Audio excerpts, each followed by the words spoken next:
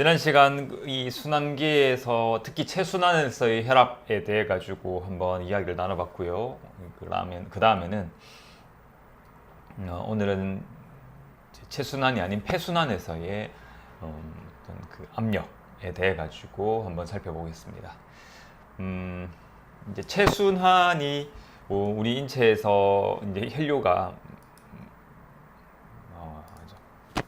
있다라면 우리 인체 순환은 폐순환과 최순환으로 크게 나뉘게 되거든요. 그래서 그 폐순환에서 담당을 하는 것은 주로 이제 그 가스 교환입니다.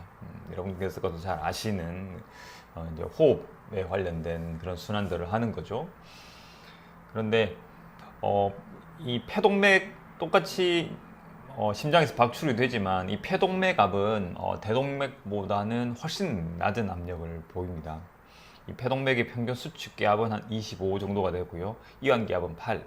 그리고 평균 폐동맥압이 한 116 정도여가지고 평균 100 정도를 보이고 있는 이 대동맥압보다 한 20% 미만이 되는 그런 압력을 유지를 하고 있고요. 근데 그럼에도 불구하고 분당 폐를 통과하는 총 혈액량은 체순환과 동일합니다. 그 말은 폐에서는 사실 주로 하는 일이 폐포에 있는 가스에 그 혈액을 노출을 시켜가지고 그 안에서 산소를 비롯한 다양한 가스를 교환할 수 있도록 만들어주는 거겠죠. 그렇다 그러면 이 혈액이 고루 펴져서 있을 수 있으면 제일 좋겠죠. 고루 펴져서 있을 수 있으면 좋고, 그 다음에 이 폐라고 하는 그 조직 자체가 이제 전신능과 맞먹을 정도의 혈액량이 분당 이렇게 통과를 하고 있기 때문에 이제 어떻게 보면은 그 총 단면적 자체가 상당히 좀 넓을 겁니다. 그래야 넓게 고루 퍼져가지고 우리의 혈액들이 많은 부분이 가스 이 폐포 속의 그 가스와 이렇게 서로 접점을 찾을 수가 있을 거니까 표면적이 상당히 넓을 겁니다. 그렇다 그러면 사실 이거는 당연한 일입니다. 우리가 이제 측정을 해보니까 이러한 압력이 있더라라는 거지. 이거를 이러한 압력을 만들어내는 것은 결국에는 이 호흡기계라고 하는 이 조직, 이 폐라고 하는 조직이 그냥 정상적인 기능을 하기 위해서는 이 정도 압력이 필요하다고 이제 뭐랄까 순환기에 요구를 했기 때문인 거죠. 그래서 처음에 순환기를 시작을 할 때 이 슬라이드에서 보시다시피 이 순환기는 생명 활동 유지를 위한 신체 각 조직의 요구를 충족시키는 역할을 한다라고 말씀을 드렸잖아요. 그러면 이 호흡기계에 있어서 이 폐순환에 있어 가지고는 이 정도의 압력과 이 정도의 어떤 그 혈류 속도면은 이 호흡기계가 정상적인 뭐랄까요 이 기능을 하는 데에 충분하다라고 생각한다라는 겁니다. 그래서 이 폐 조직의 혈압에 대한 요구와 수요가 낮기 때문에 대동맥보다는 훨씬 더 낮은 압력을 유지를 하고 있다라는 거죠. 그래서 이것을 이제 해석을 이거를 꼭 아셔야 되는 게 왜 중요하냐면 우리가 폐동맥 고혈압이라고 얘기를 하는 그런 증상이 있습니다. 이 폐동맥에서의 혈압이 높아지는 그런 현상인데, 그러면 그 폐동맥 고혈압이라고 진단을 하거나 이렇게 했을 때 단순히 그 폐동맥 고혈압에만 딱 국한이 되어 가지고 생각을 해버리는 수가 있다는 거죠. 뭐 이런 이제 일반적인 어떤 체순환에서의 고혈압도 마찬가지입니다.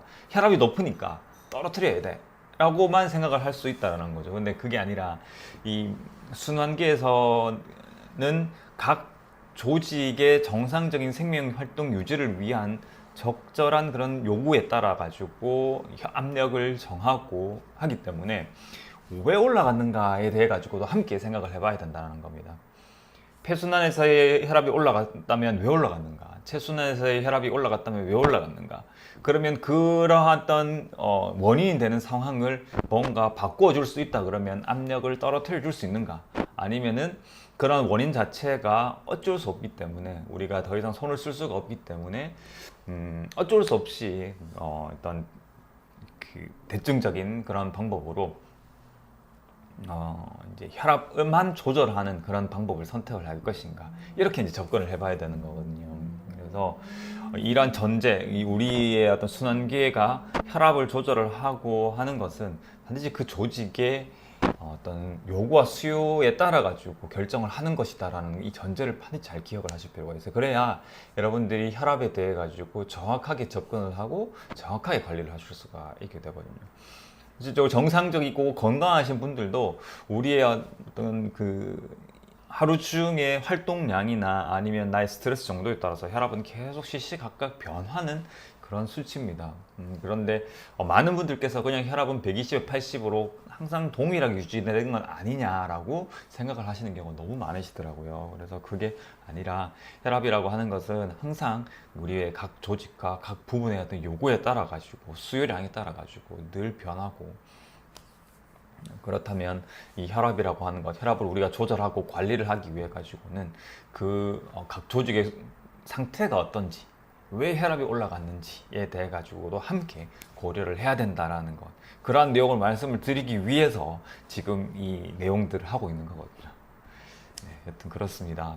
그래서 오늘은 지난 시간에 이어서 체순환 뿐만 아니라 우리 몸에서 폐순환도 있고, 이 폐순환에서의 어떤 이제 원리 자체가, 이런 압력이 낮은 자체가 이 정도의 압력이어야 이 폐에서의 자신만의 생명 활동을 잘 유지를 하고 정상적인 가스 교환이 이루어질 수 있기 때문이다 라고 이해를 하시면 될 것 같습니다. 네, 오늘 헬스 토픽은 여기까지입니다.